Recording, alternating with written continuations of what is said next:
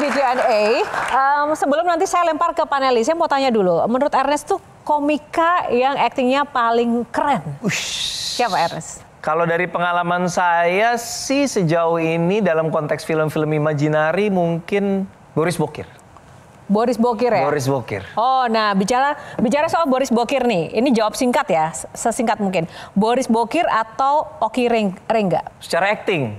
Secara umum, pilih Boris atau Oki Rengga? Pilih Boris atau Oki? Oki. Oki Rengga atau Indra Jegel? Oki. Oki temennya banyak aparat soalnya, jadi kalau ada apa-apa.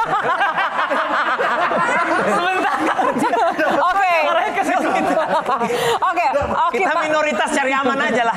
Masih Oki ya? Oki atau Benedion? Bene sih, karena film pertama imajinari itu filmnya Bene. Jadi ya kita punya faktor historis sama Benedion. Erwin atau Iwan? Oh, karakter saya ya. Erwin kan cek toko sebelah, jadi itu ikonik. Raditya Dika atau Panji Pragiwaksono? Ini baru ngeri-ngeri sudah.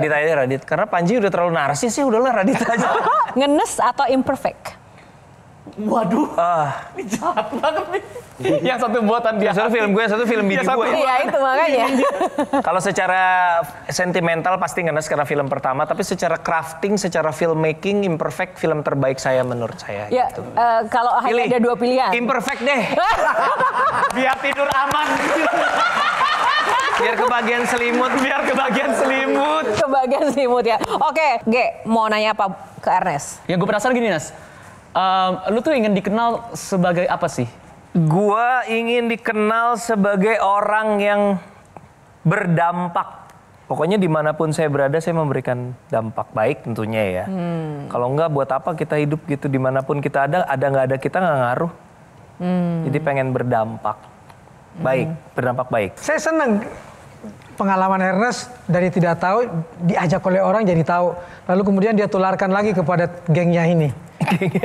Persoalannya adalah Bobby lagi gitu kan ya. Boris, Oki, Bene, Indra gitu kan. Gue nyebutnya Bobby lagi. Di sisi lain saya melihat bahwa ini gambaran industri perfilman kita nih. Geng-gengan. Oke. Ya, apakah karena memang masih seperti itu? Kalau aku ngejawabnya Kang Maman kalau soal geng-gengan mungkin terdengar diplomatis, tapi ini sejujur-jujurnya aku bisa jawab. Mengerjakan film itu adalah sebuah hal yang lama, capek, stressful, dan kita pengen dikelilingi sama orang-orang yang nyaman kerja bareng kita. Kita nyaman kerja sama dia. Jadi chemistry pribadi itu krusial sekali karena kita nggak bisa milih orang hanya berdasarkan dia jago atau dia hebat. Tapi kalau nggak klik tuh capek kerjanya. Karena ini tuh bukan urusan seminggu 2 minggu gitu. Itu di sisi apa? Saya kan kenapa? Saya belasan tahun di bawah manajemen Anda. Kenapa? Saya nggak pernah jadi peran utama di film Anda. Berarti Anda tidak nyaman dengan saya ya? Gini.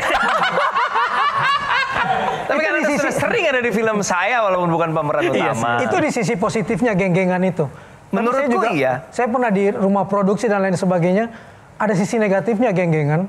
Karena jadi tidak membuka diri pada orang lain. Bukan itunya. Bukan. Apanya? Kalau tiba-tiba dirimu dizolimi, entah itu oleh resim, entah itu oleh penonton, geng lain itu diem aja. Oh. Tapi kalau gengnya dia yang digituin, serasanya Indonesia yang ada masalah. Iya. Masuk akal. Tapi sebenarnya kan kalau kita konteksnya industri film sebenarnya imajinari sih cukup luas juga Kang Maman. Maksudnya nggak seluruhnya mainnya sama komika terus gitu. Kayak film Jatuh Cinta seperti film-film juga kita kerjasama sama Yandi Lawrence. Filmku yang setelah agak lain ini juga drummernya Seringai, Eddie Kemot. Jadi bukan ibaratnya bukan inner circle anak stand up. Tapi gitu. kan dirimu jarang dipuji oleh yang bukan inner circle. Tapi dirimu berani memuji kayak kemarin memuji filmnya Reisa yang pertama. Jarang saya dengar orang kalau beda grup memuji grup lain. Sehebat apapun dia. Betul.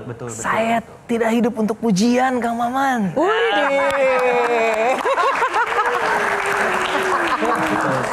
Pujian paling penting, apresiasi paling penting itu tentu apresiasi dari kolega itu menyenangkan ya. Selalu menyenangkan. Tapi yang lebih penting dari apresiasi orang yang sudah berkorban paling besar untuk menikmati karya kita, dalam hal ini penonton gitu. Itu yang harus didengerin banget gitu. Kalau penonton kecewa, nggak bisa kita ngomong, alah lu tahu apa sih, lu pikir bikin film gampang. Nggak bisa gitu. Mereka udah bayar, mereka nonton, mereka kecewa, valid. Artinya gimana caranya supaya lain kali mereka happy gitu. Jadi ya yang paling kita kejar pujian dari penonton sebagai orang yang punya stakeholder utama di karya kita gitu sih. Kalau sesama ya muji dengan senang hati, kalau nggak dipuji ya udah gitu. Bukan pujiannya, sebaliknya nih. Ketika dirimu tiba-tiba dihajar, emangnya grup lain mau bantu dan menyuarakanmu? Itulah kenapa saya kalau urusan hajar menghajar, saya tadi Oki Rengga itu tadi ya. Oke, Gian. Jelajahi cara baru mendapatkan informasi. Download Metro TV Extend sekarang.